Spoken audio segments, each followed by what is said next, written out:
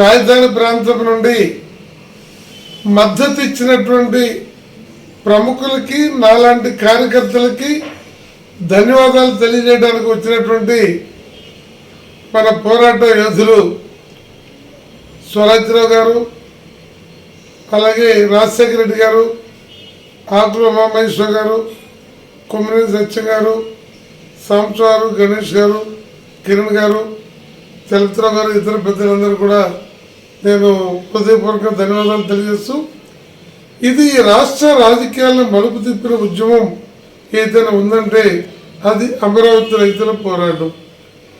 ఒక అద్భుత రాజధాని కావాల్సినటువంటి దాన్ని జగన్మోహన్ రెడ్డి గారి యొక్క విషపు ఆలోచనతో 5 సంవత్సరాలు హింస చూపించారు. అయినా వేలాది మంది రాజధాని మహిళలు, దళితులు, మైనారిటీలు, అన్ని కులాలకు సంబంధించినటువంటి వారు ఈ పోరాటంలో పాల్గొనడమే కాకుండా దేశ విదేశాల్లో ఉన్న తెలుగు వాళ్ళు, రాష్ట్రంలోనూ రాష్ట్రేతర ప్రాంతాల్లో ఉన్న తెలుగువారు పార్టీలకు అతీతంగా అమరావతి ఉద్యమానికి మద్దతు ఇచ్చారు. సిపిఐ ఆది నుండి త్రికరణ శుద్ధిగా అరమరికలు లేని మద్దతు ఇచ్చింది, భాగస్వామ్యం ఉంది.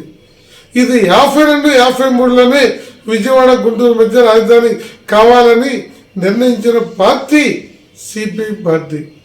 ఇవాళ రాష్ట్రంలో అది అమరావతి పోరాటమైన, విశాఖ ఉక్కు పోరాటమైన, మరి కడప స్టీల్ పోరాటమైన, లేదు పోలవరం పోరాటమైన, నిరుద్యోగ సమస్య అయినా, లేదు నిర్బంధ కాండ అయినా, ప్రజాస్వామ్య రక్షణ అయినా, వీటిల్లో మా బలానికి శక్తికి మించి ప్రజల పక్షాన్ని నిలబడ్డాం.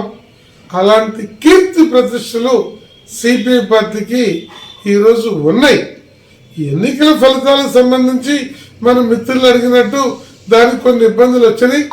మరి మేము తోడ్పడినా, మాకు సహకరించిన ఉద్యమ సహచరులుగా ఉన్నటువంటి వారు మరి కొన్ని ఇబ్బందులు వాడుకొచ్చినాయి.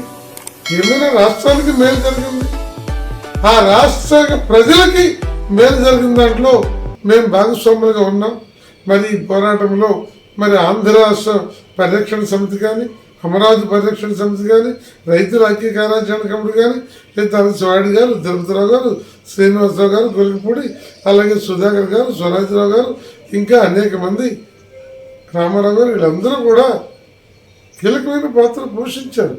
మహిళలు కూడా పేర్లు 100 మంది వీరోచితంగా ఫైట్ చేశారు. దీని ఫలితం ఈరోజు రాజధాని నిర్మాణానికి చక్కని అవకాశాలు వచ్చినాయి. ఈ అమరావతి రాజధాని 5 కోట్ల ఆంధ్రులదని ప్రతి సందర్భంలో చెప్పాం. 26 జిల్లాల్లో ఉన్న వారికి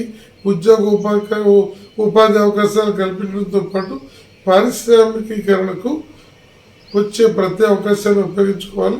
రాష్ట్ర ముఖ్యమంత్రి, ఉప ముఖ్యమంత్రి లోకేష్ గారు వీరందరూ కూడా మరి ఢిల్లీ మీద కూడా వారి ప్రభావాన్ని ఉపయోగించి అక్కడ కూడా పూర్తి మెజారిటీ లేకుండా బీజేపీకి రావటం అనేటువంటిది కూడా మరి మనకు కలిసి వచ్చినటువంటి పరిస్థితి.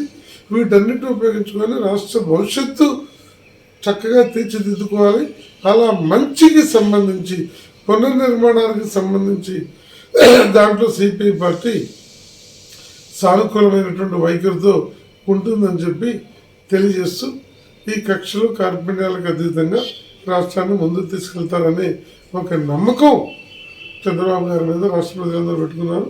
దాన్ని వారు నిజం చేస్తారని సిపిఐ పార్టీగా మేము కూడా ఆశిస్తున్నాం.